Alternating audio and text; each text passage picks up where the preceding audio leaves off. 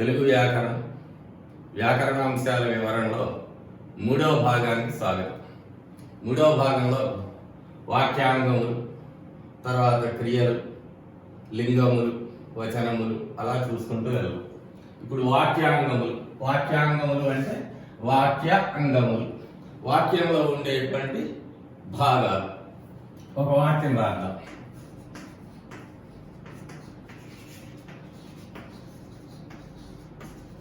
రాముడు రావణుని చంపాడు. 3 పదాలు ఉన్నాయి ఇక్కడ. ఇది ఒక వాక్యం అయింది. మన జనరల్గా ఒక థియరీ ఏంటంటే మనకు ఫ్రమ్ నోన్ టు అన్నోన్ అని, అంటే మనకు తెలిసిన దాని దగ్గర నుంచి తెలవని విషయాన్ని నేర్చుకోవటం తేలిక. తెలవని విషయాన్ని నేర్చుకునేటప్పుడు మనకు తెలిసిన విషయంలో నుంచి పోతే కొంచెం ఈజీగా ఉంటుంది. ఇప్పుడు ఈ రాముడు రావణుని చంపాడు ఒక వాక్యం. ఈ వాక్యంలో 3 పదాలు ఉన్నాయి. ఇందులో మీరు ఇప్పటి వరకు ఏం నేర్చుకున్నారు? రాముడు అనేది ఒక భాషా భాగం, నామవాచకం తెలుసు. చంపెను అనేది క్రియ. ఇది మనకు ఇంపార్టెంట్. ఇప్పుడు ఈ వాక్యాంగాలు చంపెను అనేది క్రియ. మనం భాషా భాగాలు నేర్చుకున్నప్పుడు క్రియని గురించి తెలుసుకున్నాం. చంపెను అంటే ఏంటి? ఒక పనిని గురించి తెలియజేస్తున్నది. పనిని గురించి తెలియజేసేది క్రియ. కాబట్టి చంపెను అనేది క్రియ అని మీకు అర్థం. ఇప్పుడు ఈ క్రియ మీద మనం ప్రశ్నలు వేసుకోవాలి. ఎవరు చంపెను? చంపిన వాళ్ళు ఎవరు అని ప్రశ్న వేసుకుంటే వచ్చే సమాధానమే కర్త. ఎవరు చంపెను? రాముడు చంపెను. కాబట్టి రాముడు కర్త. అట్లాగే ఏదైనా ఒక వేరే ఏ వాక్యాలైనా సరే, రాముడు పాట పాడాను. ఎవరు పాడాను? రాముడు పాడాడు. కాబట్టి రాముడు కర్త. పని చేసేటువంటి వాళ్ళు కర్త. అట్లాగే ఎవరిని చంపెను?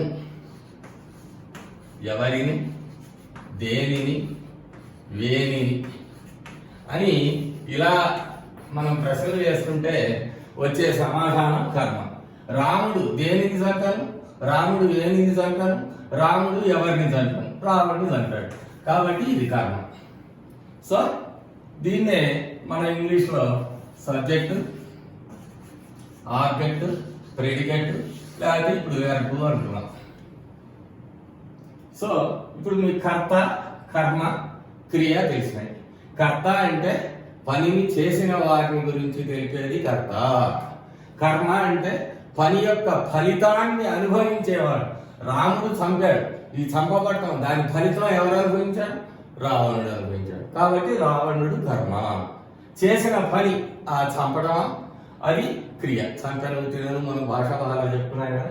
అలాగా క్రియ మీద మనం ప్రశ్న వేసుకున్నట్లయితే ఎవరు అని ప్రశ్న వేసుకున్నప్పుడు వచ్చిన సమాధానం కర్త అవుతుంది. ఎవరిని, దేన్ని, వేన్ని, ఎవరిని అని అట్లా ప్రశ్నలు వేసుకుంటే వచ్చే సమాధానం కర్మ అవుతుంది. ఇది కర్త, కర్మ, క్రియ. ఇవి వాక్యంలో ప్రతి వాక్యంలో ఉంటాయి. కాబట్టి ఇవి వాక్యంలోని భాగాలు. నెక్స్ట్ క్రియలు. ఇప్పుడు మనం చెప్తున్నాం కదా, అక్కడ చంపెను అనేది క్రియ. ఇట్లాంటి క్రియలు అనేకం ఉంటాయి. ఈ క్రియల్లో 2 రకాలు ఉన్నాయి. ఒకటి సమాపక క్రియ, 2 అసమాపక క్రియ. సమాపక క్రియ అంటే సంపూర్తి అర్థమును ఇచ్చున్నది. సమాపక క్రియ అంటే సంపూర్తి అర్థాన్ని ఇచ్చి వాక్యం పూర్తి అయిపోతుంది. రాముడు రావణుని చంపాను అయిపోయింది. ఇది సంపూర్తి అర్థాన్ని ఇస్తుంది. ఆ వాక్యంలో ఇంకా మనం ఎదురు చూడాల్సింది ఏమీ లేదు. అలాగా సంపూర్తి అర్థాన్ని ఇచ్చేది సమాపక క్రియ. అసమాపక క్రియ అంటే దానికి ఆపోజిట్, అసంపూర్తి అర్థాన్ని ఇచ్చేది. అసంపూర్తి అంటే ఏంటి? వాక్యం పూర్తి కాదు. రాముడు అన్నము తిని చదివి పాఠశాలకు వెళ్ళాడు. వాడు రాముడు అన్నం తిన్నాడు, తర్వాత ఇంకో పని చేశాడు, పాఠం చదివాడు, ఆ తర్వాత బడికి వెళ్ళాడు. సో రాముడు అన్నము తిని అన్న చోట ఆపితే వాక్యం పూర్తి కావాలి. తిని తర్వాత పాఠము చదివి అన్నప్పుడు వాక్యం పూర్తి కావాలి. పాఠశాలకు వెళ్ళాను అన్నప్పుడు పూర్తయింది. సో తిని, చదివి అనేటువంటివి కూడా క్రియలే. వాడు పని చేశాడు కాబట్టి తిన్నాడు, చదివాడు, అవి క్రియలే. అయితే అక్కడ అసంపూర్తి అర్థం ఇచ్చింది, వాక్యం పూర్తి కాలే. వాక్యం పూర్తి కాకుండా అసంపూర్తి అర్థాన్ని ఇచ్చేది అసమాపక క్రియ. సో క్రియ అంటే పనిని గురించి తెలియజేసేది, సమాపక క్రియ అంటే సంపూర్తి అర్థాన్ని ఇచ్చేది, వచ్చను తినను వెళ్ళారు అట్లా. అసమాపక క్రియ అంటే అసంపూర్తి అర్థాన్ని ఇచ్చేది, తిని చదివి వెళ్ళి అట్లాంటి. అయితే వీటిల్లో సమాపక క్రియల్లో 2 రకాలు ఉన్నాయి, కర్మక అకర్మక. కర్మ అంటే ఇప్పుడు మనం ఇంతకుముందు తెలుసుకున్నాం, కర్మ అంటే ఏదో ఒక ఫలితాన్ని అనుభవించడం అనేది ఉంటుంది అక్కడ. ఆ కర్మ ఉంటేనేమో సకర్మక క్రియ, కర్మ లేకపోతే అకర్మక క్రియ. అంటే వాక్యంలో కర్మ ఉంటేనేమో సకర్మక. మనం చెప్తాం కదా, రాముడు రావణుని చంపెను అన్నప్పుడు ఆ చంపెను ఎవరిలో అన్నాయి అన్నప్పుడు సకర్మక అయింది, కర్మ ఉన్నది అన్నిట్లో. కర్మ లేనటువంటి వాక్యం అకర్మక క్రియ అంటే కర్మ లేకపోవడం, అకర్మ అన్నమాట. అంటే కర్మ లేకుండా వాక్యం. ఈ వాక్యంలో కర్మ అనేది ఉంటేనేమో సకర్మకం. ఒక ఉదాహరణ చెప్తాను, రావణుడు మరణించాను.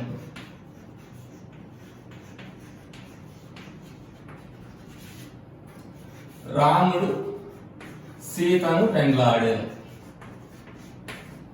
ఇప్పుడు ఈ పెండ్లాడాను ఎవరు? రాముడు కర్త. ఎవరిని? సీతని. అంటే ఇక్కడ కర్మ ఉంది కాబట్టి రాముడు సీతను పెండ్లాడాను సకర్మక క్రియ. స అంటే కూడిన, కర్మతో కూడిన వాక్యం. తర్వాత రావణుడు మరణించాను. రావణుడు మరణించాను అన్నప్పుడు ఎవరిని మరణించాను, దేన్ని మరణించాను, ఏన్ని మరణించాను అని మనం ఇందాక క్వశ్చన్ వేస్తుంటే ఏ ఆన్సర్ రాదు. అంటే ఇట్లాంటి వాక్యాల్లో కర్మ లేదు, అయినా కానీ పూర్తి వాక్యమే. రావణుడు మరణించాను, వాక్యం పూర్తయింది కదా. కాబట్టి రావణుడు మరణించాను, ఇందులో కర్మ లేదు కాబట్టి ఇది అకర్మక క్రియ. సో సమాపక క్రియలో కర్మ ఉన్నది, కర్మ లేని. కర్మ ఉంటేనేమో సకర్మక క్రియ, కర్మ లేకపోతే అసమాపక క్రియ. ఇక ఇవి అంత పెద్దగా అవసరం లేదు. అసమాపక క్రియల్లో 6 రకాలు ఉంటాయి, కానీ మనకి ఎక్కువగా ఉపయోగపడేవి సంధుల్లో వాటిల్లో వచ్చేవి ఈ 2 మాత్రమే. త్వార్థకము, శత్రర్థకము, చేదర్థకము, ఆనంతర్యార్థకము, మతువర్ధకము, తుమున్నార్థకము. త్వార్థకము అంటే ఇవన్నీ కూడా దాదాపుగా సంస్కృతం నుంచి వచ్చినాయి. త్వా, భుక్త్వా, గత్వా అని సంస్కృతంలో ప్రయోగాలు. వాటిని తెలుగులోకి అనువదించుకున్నప్పుడు తిని, వెళ్ళి అని వస్తాయి. ఇప్పుడు ఈ తిని, వెళ్ళి ఇవన్నీ కూడా అసమాపక క్రియలను మనం ఇంతకుముందు తెలుసుకున్నాం కదా. కాబట్టి మనం సింపుల్ గా ఏం తెలుసుకోవాలంటే ఈ త్వాలు ఇవన్నీ మీకు గుర్తుండవు, కానీ ఇకారము అంతమంది ఉన్నది, ఇకారము అంతమంది ఉన్న అసమాపక క్రియలు త్వార్థకములు. శత్రర్థకం, శత్రర్థకం అంటే వర్తమాన కాలం. వర్తమాన కాలానికి ఒక క్రియ ఏం చెప్పాలి? నేను పాఠం చెప్పుచున్నాను, అన్నము తినుచున్నాను, ఇట్లా. అంటే తినుచు, ప్రజెంట్ అన్నమాట. ప్రజెంట్ టెన్స్ ఇంగ్లీష్ అంటాం. తినుచు అంటే సున్ అనేటువంటిది అంతమంది ఉన్న. అంతం అంటే ఆ పదంలో చివర. ఇందాక వెళ్ళి, తిని, చదివిలో ఈ ఉంది. ఇప్పుడు మనం చెప్పబోయే క్రియలో సున్ అనేది ఉంటుంది. వచ్చుచున్. అట్లాగే తినుచున్, ఇదిగో సున్. ఇక్కడ వెళ్ళి పెట్టామనుకోండి, ఇదిగో ఈ ఇకారం అంతమంది ఉన్నది త్వార్థకము, సున్ అంతమంది ఉన్నది శత్రార్థకము. ఈ 2 కూడా మనకి సందుల్లో చాలా అవసరమైతాయి. ఈ ఊరికే తెలుసుకొని వదిలేద్దాం. చేదర్థకము, చేత్, ఇవన్నీ కూడా చేత్, అనంతరము, మతుత్వము, ఇవన్నీ కూడా సంస్కృతంలో ప్రత్యయాలు. వాటిని బట్టి ఏర్పడ్డాయి. ఇంకా మరి కొన్ని ఉన్నాయి, కానీ వాటితో అంత మనకు పనిలేదు. చేత్ అంటే కార్యకారణ సంబంధం. కార్యము, కారణము. ఓ పని చేస్తాం, ఎందుకు చేస్తాం? ఏదో ఒక కారణం ఉంటుంది, ఆ కారణం వల్ల ఈ కార్యం జరుగుతుంది. ఇది కార్యకారణ సంబంధం. దీనికి ఉదాహరణ ఏంటంటే వానలు కురిసిన పంటలు పండును. పంటలు పండటం కార్యం. కారణం ఏంటి? వానలు కురవాలి. వానలు కురవకపోతే పంటలు పండవు. కాబట్టి ఇది చేత్ అనే అర్థం వచ్చే కార్యకారణం. ఈ కార్యము, కారణము ఈ 2 కలిసి ఉండేటువంటిది. ఆ సంబంధాన్ని బట్టి ఏర్పడేది. వాన కురిసిన అంటే నన్ను అనేది వస్తుందన్నమాట. అట్లాగే ఆనంతర్యార్థకం. ఆనంతర్యము అంటే అనంతరము. అనంతరము అంటే తరువాత. నువ్వు పని చేస్తే దాని తర్వాత నీకు ఫలితం వస్తుంది ఎప్పుడో, అట్లా అన్నమాట. ఇక్కడ నీవు పూజ చేయుడు లేక నీవు తపము చేయుడు హరి ప్రసన్నుడయ్యాడు. హరి ఎప్పుడు ప్రసన్నమవుతాడు? నువ్వు పూజ చేయాలి, నువ్వు పని చేయాలి, చేస్తేనే ఆయన ప్రసన్నమవుతాడు. కాబట్టి అది అనంతర్యార్థకం. మతువర్తకం. మతు అనేది ఒక ఇది ఆ సంస్కృతంలో ఉండే విషయం. ఈ మతుప్ అంటే కలది, కలవాడు. దీనికి ఉదాహరణ మనం ఏం చెప్పుకోవచ్చు అంటే శ్రీమంతుడు. శ్రీమంతుడు అంటే ఏంటి? బాగా ధనం ఉన్నవాడు. శ్రీ అనేది కలిగి ఉన్నవాడు. నువ్వు నేను కాదు, ఎవరో ఒక మనిషి ఉంటాడు. ఆ మనిషి పేరు కాదని, కానీ మనం అట్లా చెప్తాం. సౌందర్య లక్ష్మి అంటే సౌందర్యం అనేది ఆవిడ దగ్గర ఉంది, అందుకోసం అని ఎవరైనా చూసినప్పుడు కూడా నువ్వు మహాలక్ష్మి లాగా, ఆమె పేరు మహాలక్ష్మి కాదు, కానీ ఆ లక్షణాలు కలిగి ఉంటాయి అన్నమాట. అవి కలది, కలవాడు. మగవాడైతే కలవాడు, ఆడదైతే కలది. సో అదనమాట. మతు అంటే కలది, కలవాడు. శ్రీమంతుడు, శ్రీ కలిగి ఉన్నవాడు. వాడు బుద్ధిమంతుడు అండి. బుద్ధిని కలిగి ఉన్నవాడు అంటే బుద్ధి కలదు వాడి దగ్గర, కాబట్టి కలిగిన వాడు. అది మధుపర్థకం. ఇక తుమున్నర్థకము అంటే కొరకు. తుమున్ అంటే దాని అర్థం కొరకు అని. కొరకు అంటే ఏంటి? అక్కడాడు ఎక్కడికి పోయినాడయ్యా? చదువబోయెను, చదువన్ పోయెను అంటే చదువు కొరకు పోయెను. విభక్తిలో మనం చెప్పుకున్నట్టు ఎందుకు పోయినాడు అక్కడికి? చదువు కొరకు పోయినాడు. ఇది కొరకు అనేటువంటి అర్థం వచ్చేటట్టుగా వచ్చే చదువన్ అన్ అనే ప్రత్యయం వచ్చేటువంటిది తుమున్నర్థకం. ఇవి క్రియల్లో ఉండే రకాలు. క్రియలు అంటే పనిని గురించి తెలియజేసేవి.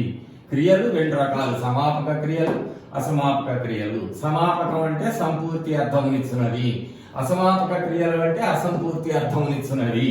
సమాపక క్రియల్లో రెండు రకాలు: సకర్మక క్రియ, అకర్మక క్రియ.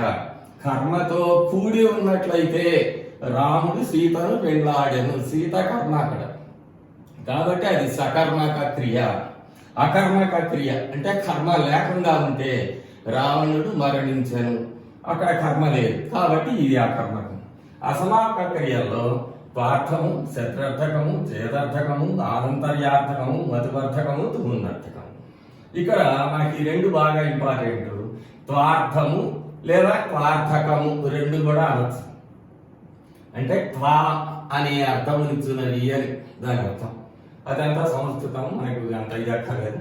మనకి త్వార్థకము అంటే ఇకారము అంతమంది ఉన్న అసమాపక క్రియ, వెళ్ళి తిని చదివి. శత్రార్థకము చున్ అంతమంది ఉన్న అసమాపక క్రియ, వచ్చుచున్ తినుచున్ వెళ్ళుచున్. చేదర్థకం కార్యకారణ సంబంధాన్ని గురించి చెప్పేది, వానలు కురిసిన పంటలు పండును. ఆనంతర్యార్థకం అనంతరము అని అర్థం వచ్చేది, నీవు తపంబు చేయుడు హరిప్రసన్నుడయ్యడు. మధువర్ధకం మధుప్ అంటే కలది, కలవాడు అని అర్థము. ఉదాహరణ శ్రీమంతుడు. తుమున్నర్థకం కొరకు అని అర్థం వచ్చేటువంటి అసమాపక క్రియ, చదువన్ బోయను. చదవటం, పోవటం రెండు క్రియలు ఉన్నాయి అక్కడ. ఈ చదువన్ అనేది అసమాపక క్రియ, అది అంతమంది ఉన్నటువంటి అసమాపక క్రియ. చదువన్ చదువు కొరకు పోయను. ఇది క్రియల్లో కాదు. లింగము. లింగములు అంటే పుంలింగము,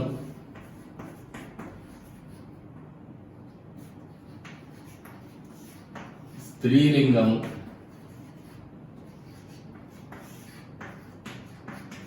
నపుంసకలింగం. మనకి మూడు లింగాలు ఉంటాయి. పుంలింగము అంటే పురుషులను వారి విశేషములను గురించి తెలిపేది. పురుషులను వారి విశేషణములను గురించి తెలిపేది అంటే రాముడు, కృష్ణుడు, ఇట్లా. ఇది పుంలింగాలు. స్త్రీలింగము అంటే స్త్రీలను గురించి వారి విశేషణములను గురించి తెలిపేది. సీత, లక్ష్మి, ఇట్లాంటివన్నీ కూడా స్త్రీలింగాలు. నపుంసకలింగం అంటే చేతనము కదలిక లేనటువంటి వాటిని గురించి చెప్పేది నపుంసకలింగం. గోడ, చెట్టు, పుట్ట ఇట్లాంటివన్నీ. దీన్నే మనం ఇంగ్లీష్లో అయితే masculine gender, feminine gender, third gender అంటారు. సో పుంలింగం పురుషులను వారి విశేషణముల గురించి తెలిపేది పుంలింగం, రాముడు, కృష్ణుడు, గోపాలుడు. అది స్త్రీలింగం స్త్రీలను గురించి తెలియజేయున్నది, స్త్రీలను వారి విశేషణములు కూడా గురించి తెలియజేయున్నది సీత, లక్ష్మి, రాధ. అది నపుంసకలింగం కదలిక లేనటువంటి వాటి గురించి తెలియజేయనది, జడములుగా అచేతనములుగా ఉండేటువంటి వాటి గురించి తెలియజేసేది. గోడ కదలదు, చెట్టు కదలదు, అది గోడ ఆడా కాదు మగ కాదు, అట్లాంటి వాటి గురించి తెలిపేటువంటిది ఈ నపుంసకలింగం. సో ఈ మూడే లింగములు, వీటిని కూడా మీరు ఇంగ్లీష్లో జెండర్స్ అంటారు. ఇవి కూడా మీరు ఇలా నేర్చుకోవచ్చు. వచనము, వీటినే ఇంగ్లీష్లో నెంబర్స్ అంటారు. ఏకవచనము, బహువచనము. ఏకవచనం అంటేనేమో సింగులర్ నెంబర్ ఇంగ్లీష్లో, ప్లోరల్ అంటేనేమో ప్లోరల్ నెంబర్, బహువచనం అంటేనేమో ప్లోరల్ నెంబర్.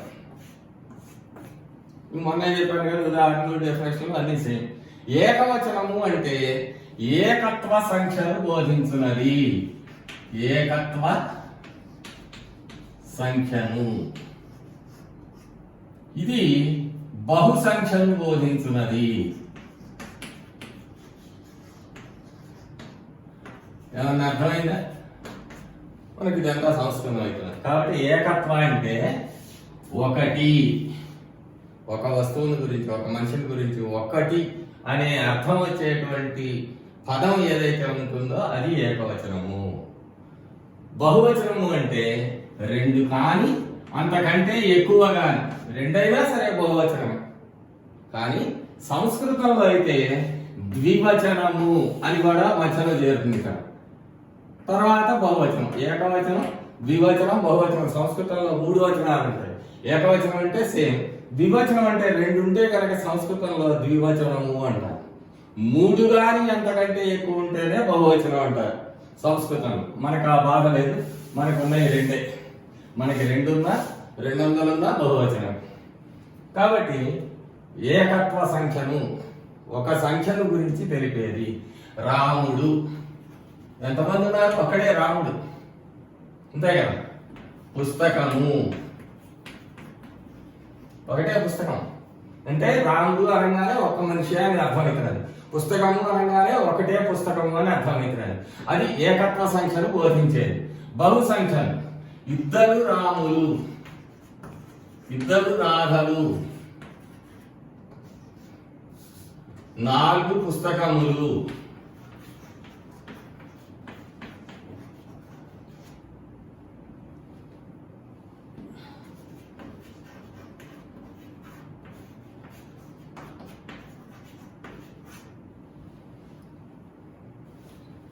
ఇప్పుడు 2 రాధలు అన్నప్పుడు రాధలు ఎంతమంది ఉన్నారు? 2 ఉన్నారు.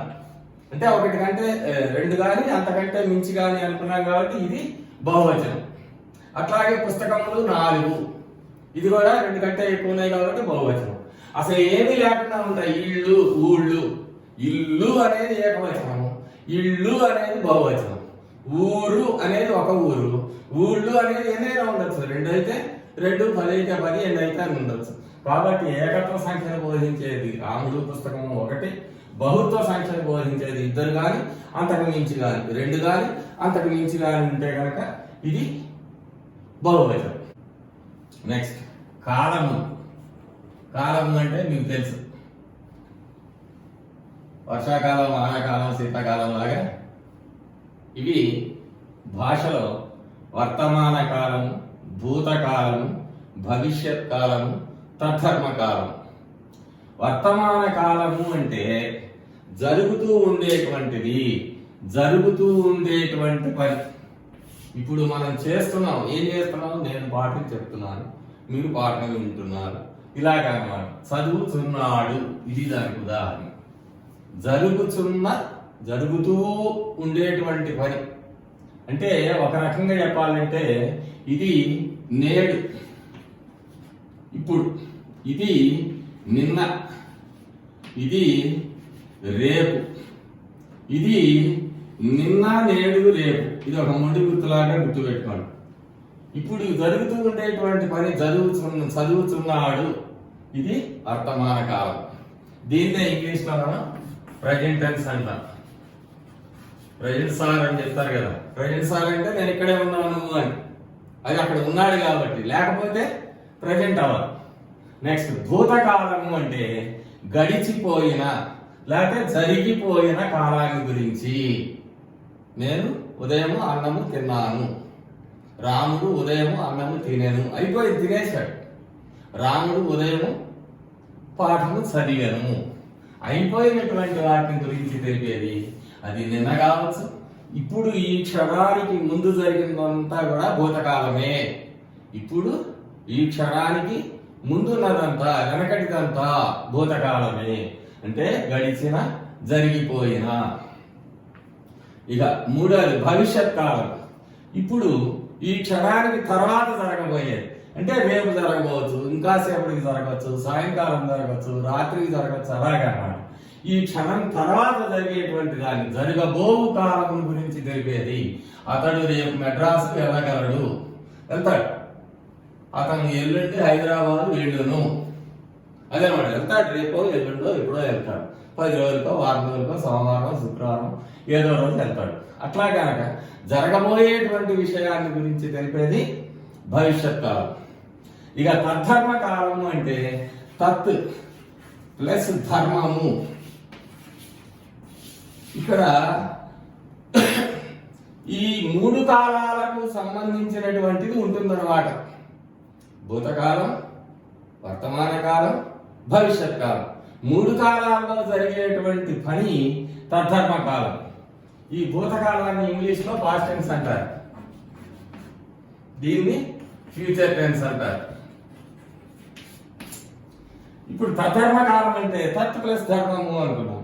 ఆ ధర్మాన్ని అనుసరించి, అంటే అన్ని కాలంలో ఎందుకు, భూతకాలంలోను, వర్తమాన కాలంలోను, భవిష్యత్ కాలంలోను జరగబోయేటువంటి పని. సూర్యుడు ఉదయించును, దానికి ఉదాహరణ. నిన్న ఉదయించాడు, ఇవాళ ఉదయించాడు, రేపు ఉదయిస్తాడు. వాన కురియును, పోయిన సంవత్సరం కురిసింది, ఏడు కురిసింది, ముందు గొడవ కురుస్తుంది. అట్లా నెమళ్ళు నాట్యం ఆడును, వాటి ధర్మం అది, వాటి లక్షణం. ఉపాధ్యాయుడు పాఠమును బోధించును, విద్యార్థి చదువును. నిరుడు చదివాడు, ఏడు చదివాడు, ముందుకి చదువుతాడు. కాబట్టి మీరు సింపుల్ గా గుర్తుపెట్టుకోవాలంటే వర్తమాన కాలము అంటే నేడు, ఇప్పుడు, భూతకాలము అంటే నిన్న, భవిష్యత్ కాలం అంటే రేపు, తద్ధర్మ కాలం అంటే నిన్న, నేడు, రేపు. Okay sir. వర్తమాన కాలం జరుగుతున్నటువంటి పని గురించి తెలియజేసేది చదువుతున్నాడు. భూతకాలం గడిచిపోయిన లేదా జరిగిపోయిన కాలాన్ని గురించి తెలిపేటువంటి ఈ భూతకాలము. భవిష్యత్ కాలం జరగబో కాలం గురించి తెలుపునది తద్ధర్మ కాలం.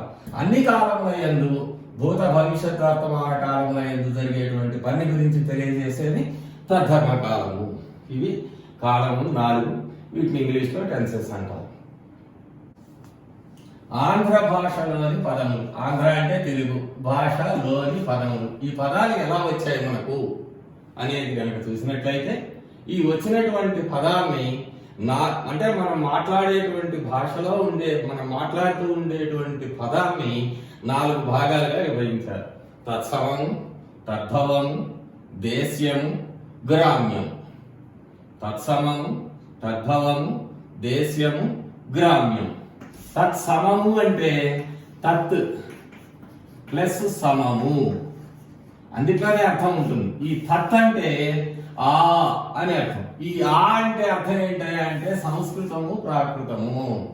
సంస్కృత ప్రాకృత భాష అసలు పోయింది, దాదాపుగా నశించిపోయినట్టే అనుకోవాలి. ప్రకృతి సిద్ధమైన భాష, దాంట్లో 36 అక్షరాలే ఉన్నాయి ప్రాకృత భాషలో. అది ఎప్పుడో లాంగ్ 11వ శతాబ్దానికి పూర్వం ఆ రోజుల్లో ఉండేది అది.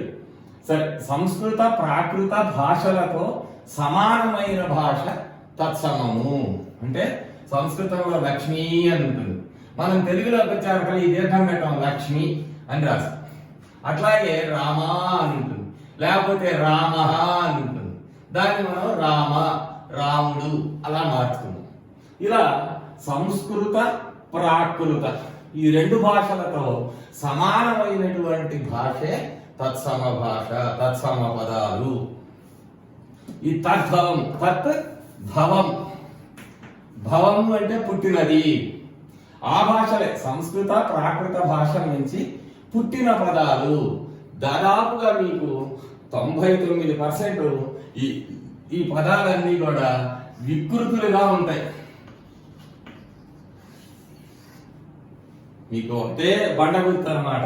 దాదాపు 90 ఎక్కడో ఒకటో వస్తాయేమో కానీ ప్రతి వికృతి పదము తద్భవమే, ప్రతి తద్భవ పదము వికృతియే. ఎలా అంటే సంస్కృత ప్రాకృత భాషల్లో నుంచి పుట్టినటువంటిది. సంస్కృతంలో లక్ష్మి, దీనికి వికృతి ఏంటి? లచ్చి. అట్లాగే కుడ్యము, గోడ, దాని వికృతి. అంటే ఇది సంస్కృతము, ఇది తద్భవం. ఇది సంస్కృతము, ఇది తద్భవం. పుస్తకము, పొత్తము. ఆ రకంగా సంస్కృత ప్రాకృత భాషల్లో నుంచి పుట్టినటువంటి పదాలని తద్భవ పదములు అంటారు. నెక్స్ట్ మూడవది దేశ్యము. దేశ్యం అంటే దేశంలో వాడబడేది. ఏ దేశంలో వాడతాం? త్రిలింగ దేశము. త్రిలింగ ప్రకృతి, తెలుగు వికృతి. త్రిలింగాలు, 3 లింగాలు ఉండేవి ఈ 3 ఏరియాల్లో అని అప్పట్లో అట్లా పేరు వచ్చింది. త్రిలింగ భాష. అదే తెలుగు భాష, ఇది తెలుగు తెలుగు తెలుగు అట్లా. సరే, అది వేరే సంగతి. త్రిలింగ దేశ అంటే తెలుగు దేశములో వ్యవహార సిద్ధమైనది, మనం మాట్లాడుకునేది, పుస్తకాల్లో రాసేటువంటి భాష, అది దేశ్యము. సో తెలుగుదేశంలో అనొచ్చు, ఉచ్చరించగలిగితే రాయగలిగితే త్రిలింగ దేశ వ్యవహార సిద్ధమైన భాష. త్రిలింగ దేశంలో వ్యవహారంలో ఉండేటువంటి భాష. కలము, బల్ల, కుర్చీ ఇట్లాంటివి అంటే సంస్కృత పదాలు కావాలి. మామూలుగా తెలుగు పదాల్లో మన వ్యవహారికంగా కలిసిపోయినాయి. దీన్ని ఇంకో రకంగా కూడా రాయొచ్చు. ఈ దేశం గుర్తు లేకపోతే వ్యవహారంలో వాడబడు భాష, వాడబడే పదాలు. మన వ్యవహారంలోకి వచ్చేసిన ఎన్నో ఏళ్ల నుంచి అలాంటి పదాలన్నీ యాక్చువల్గా మన పదాలు కావు. హిందీ నుంచో, ఉర్దూ నుంచో, ఇంకో భాష నుంచో కూడా వచ్చి ఉండొచ్చు. కానీ తెలుగుదేశంలో, త్రిలింగ దేశంలో, తెలుగుదేశం అంటే ఇప్పుడున్న తెలంగాణ, ఆంధ్ర 2 రాష్ట్రాలు అన్నమాట. తెలుగు భాషలో వ్యవహరించేటువంటి, మాట్లాడేటువంటి పదాలన్నీ దేశం. ఇక మూడవది గ్రామ్యం.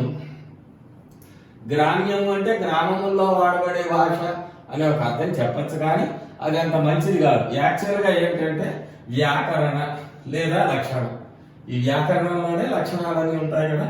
లక్షణ విరుద్ధమైన భాష లేదా వ్యాకరణ విరుద్ధమైన భాష అంటే మనం జనరల్గా రాసేటప్పుడు ఉపయోగించకూడదు, 10 మందిలో మాట్లాడేటప్పుడు మనం ఆ పదాలు ఉపయోగించకూడదు. అట్లాంటి వస్తాడు, తెస్తాడు అంటే వీటిని మాండలికాలు అంటాం మనం. ఒక్కొక్క ఏరియాలో వస్తాడు అంటే వచ్చిండు అంటారు, తెచ్చిండు అంటారు, వచ్చినాడు అంటారు, తెచ్చినాడు అంటారు. ఇట్లాంటివన్నీ కూడా అవి ఏ సంధి రూపంలో, ఏ సంధి వలన ఎక్కడా కూడా అవి సాధించబడం. కాబట్టి ఇది గ్రామ్యము అంటే వ్యాకరణానికి, లక్షణానికి విరుద్ధమైన భాష, వ్యతిరేకం. వ్యాకరణంలో దాన్ని మనం సాధించలేం.